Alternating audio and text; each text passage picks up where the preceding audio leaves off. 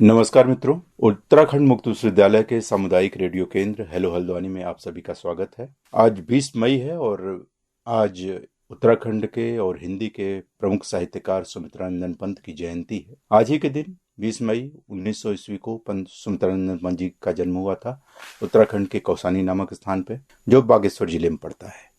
और 28 दिसंबर 1977 को 77 वर्ष की अवस्था में आपका निधन हुआ। सुमित्रानंदन पंत को मूलतः छायावाद का कवि माना जाता है। छायावाद हमारे यहाँ एक काव्य आंदोलन है जो 1918 से लेकर 1936 के बीच चला। उसके 4 स्तंभ थे: जयशंकर प्रसाद, सूर्यकांत त्रिपाठी निराला, सुमित्रानंदन पंत, महादेवी वर्मा। हालांकि इसमें रामकुमार वर्मा और भी लोग या और कवि हैं इसमें शामिल हैं, लेकिन मुख्य रूप से छायावाद चतुष्टय में इन 4 कवियों की गणना होती है और उसमें सुमित्रानंदन पंत एक बड़े कवि के रूप में हमारे सामने आते हैं। सुमित्रानंदन पंत का व्यक्तिगत जीवन अगर हम कहें तो कौसानी नामक स्थान से ही प्रारंभ होता है और उनके जन्म के समय ही इनकी माता की मृत्यु होती है। दादी द्वारा पालन पोषण होता है। गोसाई दत्त नाम रखा जाता है, जिसको बाद के दिनों में सुमित्रानंदन पंत ने खुद बदलकर अपना नाम सुमित्रानंदन पंत रखा। उच्च शिक्षा के लिए काशी हिंदू विश्वविद्यालय जाते हैं, वहाँ हाई स्कूल और इंटरमीडिएट की परीक्षा पास करते हैं क्वींस कॉलेज से, और उसके बाद इलाहाबाद और बनारस के बीच आपकी आवाजाही और उत्तराखंड के बीच चलती रही। बनारस के बीच जब ये अध्ययनरत थे तभी गांधी जी का सहयोग आंदोलन शुरू होता है और इन्होंने एक तरह से इनकी उच्च शिक्षा बाधित होती है और अपने को राष्ट्रीय आंदोलन से भी जोड़ते हैं सुमित्रानंद पंत। पंत जी का अपना जीवन आलोचकों की दृष्टि में खुद का उनका अपना जीवन एक विरोधाभास सा पैदा करता है। विरोधाभास इसलिए पैदा करता है क्योंकि इन्हें प्रकृति के सुकुमार कवि, कोमल कल्पना के कवि या इस तरह के ढेर सारे विशेषण लाद दिया गया, जिसके कारण से पंत की कविता को एक खास सांचे ढांचे में डालकर देखने की प्रवृत्ति विकसित हुई। हाँ, ये शुरू में जो इनके कविता के जो 3 चरण विकसित हुए या लोगों ने उसको बंद करने की कोशिश की कि शुरू के जो शुरुआती दौर का जो चरण था वो 1900 लेकर, हालांकि पंत तो अपनी कविता के चरण को 1907 से 1918 पहला मानते, लेकिन हम वयस्क दृष्टि से बात करें, परिपक्व दृष्टि से बात करें तो इनकी कविता का जो मूल चरण है वो 1918 से लेकर 1936 यानी मोह कविता से या उच्छ्वास से लेकर आप 1936 के युगांत तक के बीच को मान सकते हैं। युगांत के बाद और अरविंद दर्शन से स्वर्ण धूलि स्वर्ण किरण के बीच का जो समय है जिसमें ग्राम्य आती है, जिसमें युगांत, युग किरण, ये जो 2-3 रचनाएं हैं वो मार्क्सवाद के प्रति इनका आकर्षण होता है और उसके बाद अरविंद दर्शन की ओर। एक मुख्यतः एक पंत जी का अपना व्यक्तित्व विकसनशील व्यक्तित्व था उनके मार्क्सवाद से प्रभावित होने में। और 1938 में जब ये रूपाप पत्रिका का संपादन करते हैं तब ये प्रगतिशील धारा के संपर्क में होते हैं और एक तरह से आप हिंदी में पहले प्रगतिवादी पत्र का संपादन का श्रेय भी सुमित्रानंदन पंत को है। रूपाप एक दृष्टि से प्रगतिशील पत्र था, साहित्यिक पत्र था, जिसमें प्रगतिशील लेखकों की रचनाएं प्रकाशित होती थी। तो लेकिन बाद में गांधीवाद का भी इन पे ऊपर बड़ा जबरदस्त प्रभाव था और गांधी पर इनकी कई कविताएं हैं। बापू के प्रति बापू नाम से कई कविताएं हैं, पल्लव में भी हैं और दूसरे संग्रहों में भी संग्रहित कविताएं हैं, पल्लव के बाद की कवि संग्रहों में। तो एक तरह से और फिर अरविंद दर्शन से, जिसपे लोकायतन और बाद की जो रचनाएं हैं, स्वर्ण किरण, स्वर्ण धूलि, उस पे अरविंद जी का प्रभाव। से मैं इस ढंग से आज जो मेरी पूरी बातचीत होगी आपके साथ, जो भी हेलो हल्द्वानी के श्रोता हैं, विद्यार्थी हैं, मैं पंत जी की कविताओं के उन बिंदुओं की ओर आपकी ओर ले जाना चाहूंगा जिसको प्रायः हिंदी आलोचना में या हिंदी आलोचकों ने छोड़ दिया या दरकिनार कर दिया या पंत को दूसरे ढंग से कमतर करने की कोशिश की गई। उससे पूर्व मैं पंत की कविता के कुछ पंक्तियां आपके सामने पढ़ने का प्रयास कर रहा हूं। इसका कारण बस ये है कि पंत की कविता को हम थोड़े और अच्छे ढंग से उसका रसास्वादन कर पाएं, इसलिए इन पंक्तियों को पढ़ा जाना बहुत जरूरी है। पंत की एक कविता है मौन निमंत्रण। स्तब्ध ज्योत्सना में जब संसार चकित रहता शिशु सा नादान, विश्व के पलकों पर सुकुमार विचरते हैं जब स्वप्न जान, न जाने नक्षत्रों से कौन निमंत्रण देता मुझको मौन। ये कविता है पंत की। अब आप जानते हैं कि पंत छायावाद के कवि हैं, और छायावादी कविता मूलतः रोमांटिक कविता है, प्रेम की कविता है, रहस्य की कविता है। रहस्य या प्रेम या रोमांटिसिज्म की जो प्रकृति होती है वो मूलतः जिज्ञासा की प्रकृति होती है। इस पार प्रिय तुम हो, उस पार न जाने क्या होगा, ये मूल प्रवृत्ति होती है। पंत की ही एक दूसरी कविता प्रथम रश्मि। प्रथम रश्मि का आना रंगनी तूने कैसे पहचाना, कहां कहां हे बाल विहंगनी पाया तूने यह गाना। प्रथम रश्मि की ये पंक्तियां हैं। एक जिज्ञासा का भाव पंत की शुरुआती दौर की कविताओं में, खासतौर से पल्लव जो उनका श्रेष्ठ कविता संग्रह कहा गया है, उसकी कविताओं में ये जिज्ञासा का भाव है। और मैंने पहले ही कहा कि पूरा जो छायावादी आंदोलन है उसमें दो चीजें मुख्य रूप से रही हैं, एक रोमांटिसिज्म की वृत्ति और एक मिस्टिक या मिस्टिसिज्म की वृत्ति। हालांकि मूल रूप से छायावाद रहस्यवादी कविता उस तरह से नहीं है, क्योंकि रहस्यवादी कविता का वेद का जब कोई ऋषि बोलता है कि हम वेदम इति, मैं इसे जानता हूं, वैसा दावा कोई छायावादी कविता नहीं करती। वो एक रहस्य या जिज्ञासा का भाव ही उसमें व्यक्त हो पाया है। तो ये रहस्यवाद उस रूप में छायावाद में नहीं है जैसा कि लोग समझते हैं, और महादेव वर्मा को आधुनिक मीरा रहस्यवादी हैं, क्योंकि वो ईश्वर के संग तादात्म्य का दावा करती हैं, महादेव वर्मा नहीं करती। तो ये मूल रूप से रहस्यवाद और रोमांटिसिज्म को थोड़ा अलगाने की भी जरूरत है। इसी प्रकार से नौका विहार की कुछ पंक्तियां देखें।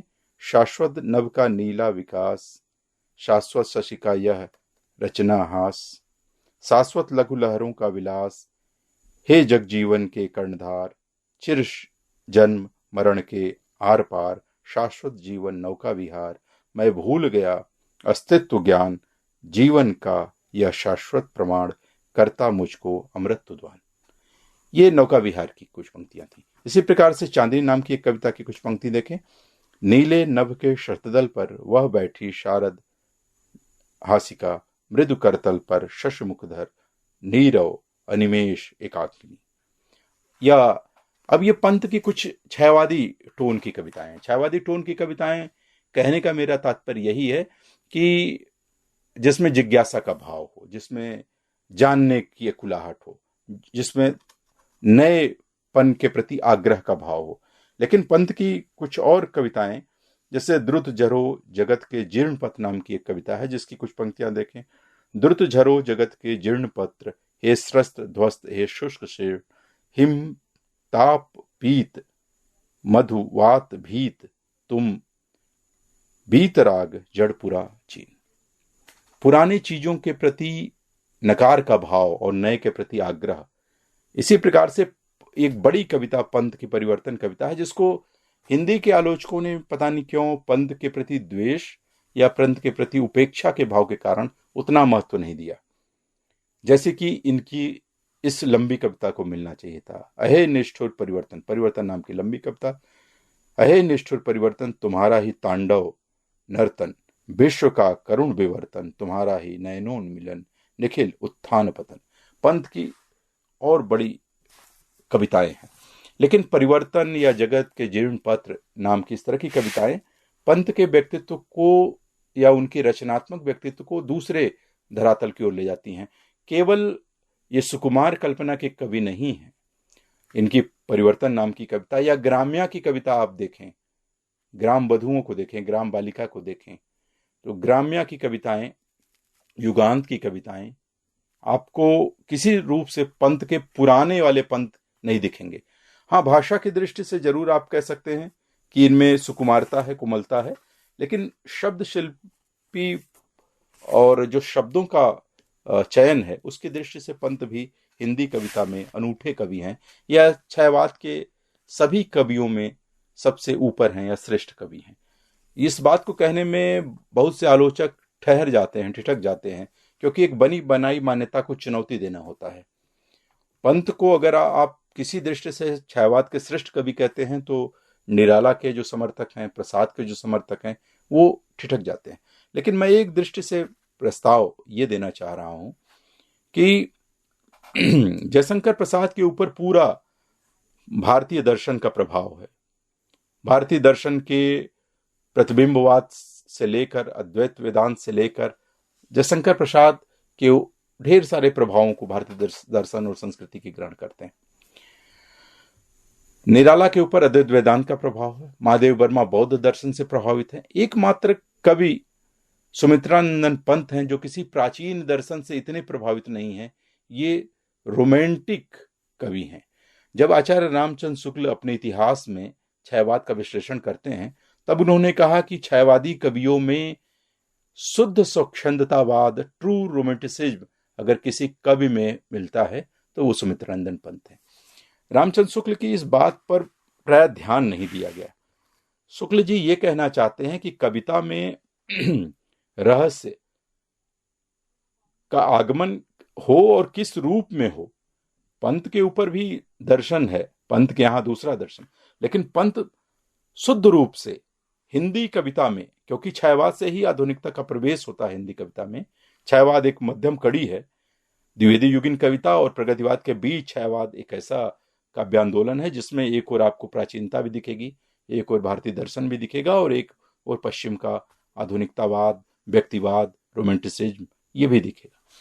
तो पंत एकमात्र ऐसे कवि थे जिनके ऊपर इस तरह के प्राचीन विचारधाराओं का प्रभाव नहीं था, बल्कि वो सीधे अपनी प्रेरणा पश्चिम के रोमांटिक आंदोलन से जोड़ते हैं। उनकी आलोचना की प्रेरणा के केंद्र में कॉलरिज हैं, शेली हैं, बायरन हैं, कीट्स हैं, वर्ड्सवर्थ हैं। ये रोमांटिसिज्म के सीधे कवियों से पंत सीधे साक्षात्कार करते हैं। और बीच में थोड़ा बहुत प्रभाव रविन्द्रनाथ टैगोर के उसी फैंटस्माटा या उनके जो दर्शन या रहस्य का आरोप करती हुई गीतांजलि का प्रभाव, जो छायावादी कवियों ने अपने ढंग से ग्रहण किया। प्रसाद भी उसे ग्रहण करते हैं, निराला भी करते हैं, पंत भी अपने ढंग से करते हैं। महादेव वर्मा का प्रवेश तो बाद में होता है। तो सुमित्रानंदन पंत के इस रूप पर बात होनी चाहिए और उनके इस योगदान को भी हमें देखना चाहिए। पंत का रचना संसार बड़ा है। उच्छ्वास, पल्लव, वीणा, ग्रंथि, गुंजन, ग्राम्या, युगांत, युगांतर, स्वर्ण किरण, स्वर्ण धोली, कला और बूढ़ा चांद। कला और बूढ़ा चांद पर मित्रों आपको मालूम हुई होगा कि उनको पुरस्कार मिला, उनको साहित्य अकेडमी पुरस्कार मिला था। लोकायतन, सत्यकाम, मुक्तिपथ, तारापथ, मानवी, युगवाणी, उत्तरा, रजत शिखर, शिल्पी, श्रवण, अतिमा, पतझड़, अवगुंठित, ज्योत्सना आदि ढेर सारी रचनाएं पंत जी ने लिखी। मैं पंत जी की इस पूरे योगदान को, नाटक भी लिखे हैं और 5 कहानियों का एक संग्रह हार नाम से जो बाद में छपा वो भी है, लेकिन मैं उनके आलोचना दृष्टि से और उनके छायावाद और हिंदी साहित्य को दिए योगदान की दृष्टि से कुछ चर्चा आपके साथ करना चाहता हूं। निराला जब रामविलास शर्मा जब निराला की साहित्य साधना लिख रहे थे तो उनके केंद्र में निराला है और वो बार बार जब निराला की तुलना कर रहे हैं, निराला पे बात कर रहे हैं, तो उनके सामने सुमित्रानंदन पंत खड़े हो जाते हैं। सुमित्रानंदन पंत की कविताओं को कमतर करने के लिए रामविलास जी ने काफी प्रयास किया है, लेकिन इतिहास में इस तरह के प्रयास एक समय के बाद झूठे और नाकाफी साबित हो जाते हैं। सुमित्रानंदन पंत वो पहले कवि थे छायावाद के जिन्होंने हिंदी आलोचकों के या तत्कालीन समाज के संपादकों के, आलोचकों के प्रहारों का सामना किया। शुरू के दौर में 1918 से लेकर 1925-26 तक या 30 तक के सबसे बड़े कवि छायावाद के सुमित्रानंदन पंत थे, और जब बड़े कवि थे तो स्वाभाविक था कि उस छायावादी काव्यांदोलन के प्रति जो आलोचकों के आक्षेप आ रहे थे, संपादकों के जो आक्षेप आ रहे थे, उनका सामना भी सुमित्रानंदन पंत को ही करना पड़ता। और इस दायित्व का निर्वहन सुमित्रानंदन पंत जी करते हैं। पल्लव की जब भूमिका प्रवेश नाम से लिखते हैं और लंबी भूमिका लिखते हैं 55-60 पेज की, उसमें वो बकायदा सभी आक्षेपों का, सभी आलोचनाओं का उत्तर सिलसिलेवार ढंग से देते हैं और बताते हैं कि छायावाद क्या है, जिसे हम जानते हैं कि पल्लव की उस भूमिका को छायावाद का घोषणा पत्र कहा गया। और ये घोषणा पत्र उसी ढंग से महत्वपूर्ण है जैसे कॉलरिज और वर्ड्सवर्थ ने रोमांटिसिज्म आंदोलन का, रोमांटिक आंदोलन का घोषणा पत्र लिरिकल बैलेट्स नाम से लिखा था। तो ये पंत की आलोचना दृष्टि निराला या प्रसाद से कितनी आगे थी, एक बात को समझने की जरूरत है। दूसरी बात ये समझने की जरूरत है कि छयवाद के ऊपर प्रहारों का आरोप बाद के दिनों में जयशंकर प्रसाद देते हैं काव्य कला और अन्य निबंध में, लेकिन वो आक्षेप बहुत इस ढंग से नहीं दिया गया होता है कि वो एक तरह से छायावाद के ऊपर रहस्यवाद की भूमिका वगैरह को स्वीकार कर लेते हैं और मोती के भीतर की कांति वगैरह की जो अवधारणा है उसको हुबहू स्वीकार कर लेते हैं जयशंकर प्रसाद। सुमित्रानंदन पंत ये स्वीकार नहीं करते और पहली बार इन्होंने अपने ढंग से, सुमित्रानंद पंत ने लिखा है कि उस नए काव्य वस्तु का सम्यक बोध न होने तथा उस समारंभ काल में अपने युग के प्रति पर्याप्त प्रबुद्ध न हो सकने के कारण कुछ छायावादी कवियों और मुख्यतः उसके प्रवर्तक माने जाने वाले प्रसाद जी ने उस नाम के लिए अपनी स्वीकृति देकर उसकी अपने ढंग से व्याख्या कर दी। इस प्रकार भीतर से मोती के पानी की तरह आंतर स्पर्श करके भाव समर्पण करने वाली कांतिमयी छाया ही काव्य वस्तु तथा कलाबोध बनकर नवीन युग के रहस्यवाद, स्वच्छंदतावाद तथा अभिव्यंजनावाद के रूप में विज्ञों का आशीर्वाद तथा दया दक्षिणा भर संरक्षण पाने वाली। ये बड़ा ही कटाक्ष किया है प्रसाद और दूसरे लोगों पर सुमित्रानंदन पंत ने। सुमित्रानंदन पंत को यह एहसास था कि हम जिस दौर में हैं या जिस आलोचना की दृष्टि से छायावाद का पुनर्मूल्यांकन नाम से 1960 में उनको लिखना पड़ा। बड़ा लंबा पुनर्मूल्यांकन उन्होंने किया और उन्होंने बकायदा सिलसिलेवार ढंग से ये बताया कि आलोचकों ने और खुद छायावादी कवियों ने छायावाद को समझने की। पंत ने लिखा है, छायावादी कवि तो वर्तमान विश्व विकास क्रम में एक नए मूल्य की खोज में रहा जिसकी प्राप्ति के लिए मानव आत्मा के भीतर वर्तमान संघर्ष चल रहा था और जिसकी स्पष्ट अनुभूति से प्रेरित होकर आज पूर्व और पश्चिम के नए दर्शनों, नए विज्ञानों तथा नए विचारकों, कवियों और कलाकारों का जन्म हो रहा था। छायावाद पुनर्मूल्यांकन की पंक्तियां हैं। इसी प्रकार से उन्होंने फिर से टिप्पणी की कि वास्तव में छायावाद स्थूल के प्रति सूक्ष्म का विद्रोह न होकर उसके संस्कार या रूपांतर ही कर नए मूल की प्रतिष्ठा करने का प्रयत्न करता है। वह द्विवेदी युग के पौराणिक आदर्शों, मान्यताओं तथा परंपरागत कलाबोध से पोषित विषय वस्तु से पृथक एक नवीन विषय बोध और मानव मूल्य से प्रेरित एक नई भाव वस्तु को काव्य रूप में उपस्थित करने का प्रयास करता है। वही है 58 पृष्ठ पे है। यानी सुमित्रानंदन पंत अपने ढंग से आलोचना की दृष्टि से छायावाद को स्पष्ट करने का प्रयास कर रहे थे। यह भी आप ध्यान रखिए कि छायावाद, जब ये पंत 1960 में ये आलोचना कर रहे हैं, तब उसके पहले देवराज की छायावाद का पतन, नामवर सिंह की छायावाद और ढेर सारी पुस्तकें, रामनाथ सुमन की पुस्तक, ढेर सारी पुस्तकें छायावाद पर आ चुकी होती है। रामचंद्र शुक्ल की अपनी टिप्पणी आ चुकी होती है। बावजूद उनको लगा कि छायावाद को स्पष्ट करने की जरूरत अभी भी है। एक जगह और वे लिखते हैं कि छायावाद न शुद्ध स्वच्छंदतावादी है और न हूबहू बंगला का अर्थात रविन्द्रनाथ का अनुकरण है। जिन विश्व विकास की शक्तियों से 19वीं सदी के उत्तरार्ध में अंग्रेजी कवियों को तथा बंगला में रविन्द्रनाथ को प्रेरणा मिली, मूल प्रेरणा छायावाद को भी काल का व्यवधान पार करने के बाद उन्हीं विकास के स्रोतों से मिली है। मूल्य की दृष्टि से यह नई प्रेरणा विश्व चेतना में अवतरित हो चुकी थी। यह दूसरी बात है कि उस प्रेरणा के स्पर्श को हिंदी काव्य में सजोने के लिए भले ही प्रारंभ में कीट्स, शैली, वर्ड्सवर्थ आदि अंग्रेजी कवियों तथा कविंद्र रविंद्र के अध्ययन से सहायता मिली। स्पष्ट रूप से अपनी काव्य प्रेरणा को, यानी छायावादी कविता को, पंत विश्व विकास की गति से जोड़ते हैं। ये उनकी आलोचना का एक बड़ा पहलू है। ये काम निराला नहीं करते, ये काम प्रसाद नहीं करते, महादेवी भी नहीं करती। प्रसाद ने छायावाद के रहस्यवाद पर अपना प्रत्युत्तर लिखा है और उसे वो वैदिक या पुराने युग तक ले जाते हैं, लेकिन पंत ने पहली बार उसको वर्तमान जीवन के यथार्थ से, विश्व यथार्थ से जोड़ा है। ये एक अपने ढंग से बड़ी बात है। पंत की रचनावली 6 में महत्वपूर्ण निबंध हैं जो पंत की रचना प्रक्रिया पर ढेर सारे महत्व, उनकी लेखन प्रक्रिया पर और पंत की आलोचना को समझने के लिए आप छायावाद के पुनर्मूल्यांकन संबंधी पुस्तक के अतिरिक्त पल्लव का प्रवेश और उनकी पुस्तकों की, कविता संग्रहों की भूमिका को भी अच्छे से आपको देखना होगा। इसी प्रकार से ढेर सारी जगहों पर पंत ने अपने को स्पष्ट करते हुए उनकी रचना प्रक्रिया, उनके सौंदर्य विवेचन को आप देखें। जैसे उन्होंने ग्रंथि की भूमिका में लिखा कि अतुकांत का सौंदर्य स्वरूप अब मेरे हृदय में प्रस्फुटित नहीं होता। ये ग्रंथावली में है उनके, और ग्रंथि का विज्ञापन।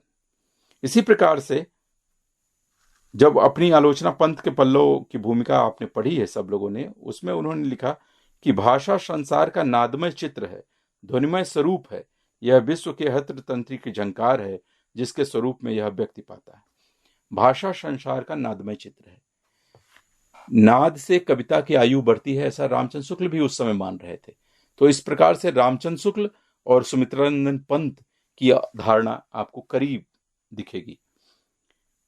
एक जगह और उन्होंने बड़ी महत्वपूर्ण बात की है, कविता भाषा का, और भी मुख्यतः कविता की भाषा का प्राण राग है। राग के ही पंखों से अबाध उन्मुक्त उड़ान में कविता शांत को अनंत से मिलाती है। फिर आगे लिखते हैं, जिस प्रकार शब्द एक और व्याकरण के कठिन नियमों से बद्ध होते हैं, उसी प्रकार दूसरी ओर राग के आकाश में पंक्षियों की तरह स्वतंत्र भी होते हैं। फिर लिखते हैं, कविता के लिए चित्र भाषा की आवश्यकता पड़ती है। उसके शब्द सस्वर होने चाहिए, जो बोलते हों सेव की तरह, जिनके रस की मधुर लालिमा भीतर न समा सकने के कारण बाहर झलक पड़े। अब कविता देखिए, आप इस ओर भी ध्यान नहीं दिया गया हिंदी आलोचना में कि शुक्ल जी कहते हैं कि कविता का मूल काम विचार लाना नहीं है, बल्कि बिंब खड़ा करना है। बिंब क्या है? अस्फुट चित्र ही तो है। वही बात सुमित्रानंद पंत कहते हैं कि कविता को चित्र भाषा की आवश्यकता है। ऐसी कविता जो, तो एक ही समय के बड़े आलोचक और बड़े कवि और आलोचक भी, मैं तो उनको बड़े आलोचक के रूप में मानता हूं, पंत जी को, एक ही बात कह रहे हैं। एक जगह और उन्होंने लिखा है कि भाव और भाषा का सामंजस्य उनका स्वरैक के ही चित्र राग है। इस पर बार बार वो बल देते हैं। और एक कविता की जो परिभाषा दी है सुमित्रानंद पंत ने, वो भी अपने ढंग से महत्वपूर्ण परिभाषा है। कविता हमारे परिपूर्ण क्षणों की वाणी। परिपूर्ण क्षण क्या होते हैं? जब शुक्ल जी लिख रहे होते हैं कि कविता का कार्य क्या है, तब वो लिखते हैं कि हृदय की मुक्ति का विधान है कविता। हृदय की मुक्ति कब होती है? जब हम संकीर्ण धरातलों से, परस्पर राग द्वेष से ऊपर उठ जाते हैं। तो एक बड़े आलोचक के रूप में शुक्ल जी जो काम स्थिर कर रहे थे उस दौर में, हिंदी आलोचना में कर रहे थे, कवि होने के बावजूद अपने ढंग से कवि सुमित्रानंद पंत वही काम कर रहे थे जब वो कहते हैं कि कविता हमारे परिपूर्ण क्षणों की वाणी है। और ढेर सारे इस प्रकार के सूक्ष्म उद्बोधन पंत जी ने दिए हैं हिंदी को। एक जगह और लिखा, संस्कृत का संगीत जिस तरह हिल्लोकार मालोपमा से प्रवाहित होता है, उसी तरह हिंदी का नहीं, वह लोल लहरों का चंचल कलरव बाल झकोरों का छेकानुप्रास है। उसके प्रत्येक शब्द का स्वतंत्र हृदकंबन, स्वतंत्र अपभंगी, स्वाभाविक सांसें हैं। हिंदी का संगीत स्वरों की रिमझिम में बरसता, छनता छनकता, बुदबुदों से उबलता, छोटे छोटे उत्सवों में, कलरव में उछलता है, किलकता हुआ बहता है। उसके शब्द एक एक दूसरे से गले पकड़कर, पगों से पग मिलाकर सेनाकार नहीं चलते, बच्चों की तरह अपनी ही स्वच्छंदता में थिरकते कूदते हैं। ये पंत का। एक जगह और लिखा कि तुक राग का हृदय है।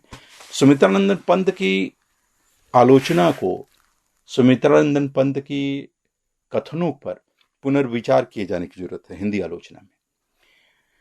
सुमित्रानंद पंत एकमात्र ऐसे छायावादी कवि हैं जो अपने वर्तमान के प्रेरणा स्रोत बिंदुओं से टकराते हैं और उसको स्वाभाविक विकास के रूप में देखते हैं।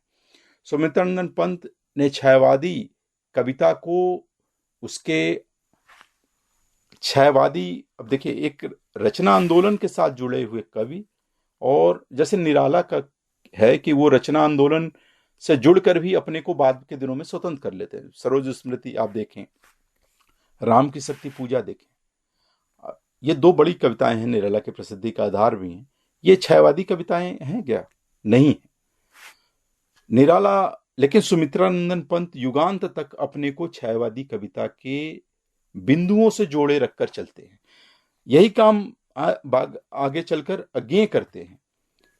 जिस तार सप्तक का प्रकाशन अज्ञेय करते हैं, निराला दूसरे और कवि भी जुड़ते हैं, निराला नहीं, मुक्तिबोध और दूसरे कवि जुड़ते हैं तार सप्तक में, रामविलास जी भी जुड़ते हैं। इन सब ने तार प्रयोगवाद से अपने को किनारा कर लिया। लेकिन अज्ञेय चूंकि उस पूरे काव्य आंदोलन की पीठिका रची, तो अपने अज्ञेय की यह मजबूरी है, साहित्यिक मजबूरी है, कि वो उस प्रयोगवाद की पीठिका को लेकर, बीज बिंदुओं को लेकर आगे चले। यही काम सुमित्रानंद पंत छायावाद के दौर में कर रहे थे। जब उन्हें लगा कि हाँ अब युग समाप्त हो गया, तो उन्होंने खुद युगांत की घोषणा की।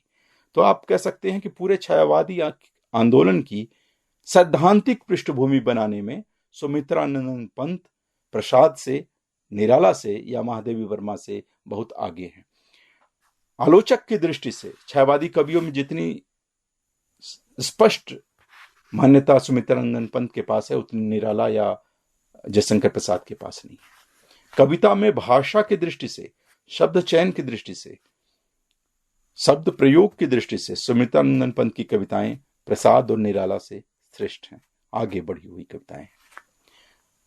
सुमित्रानंद पंत की आज जयंती है और हम लोग सुमित्रानंद पंत के इस बड़े रूप को, बड़े उनके योगदान को देख रहे हैं।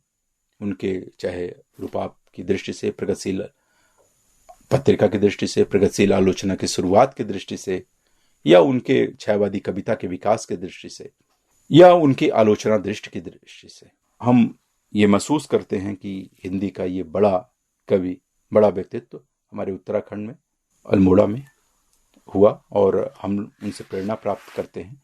आज हमारे लिए बड़ा सौभाग्य का विषय है कि सुमित्रानंद पंत की जयंती है और हम उत्तराखंड में बैठकर अपने इस पुरखे को, साहित्यिक पुरखे को याद कर रहे हैं। आप सभी ने इस कार्यक्रम को सुना, आप सभी का बहुत बहुत आभार, धन्यवाद।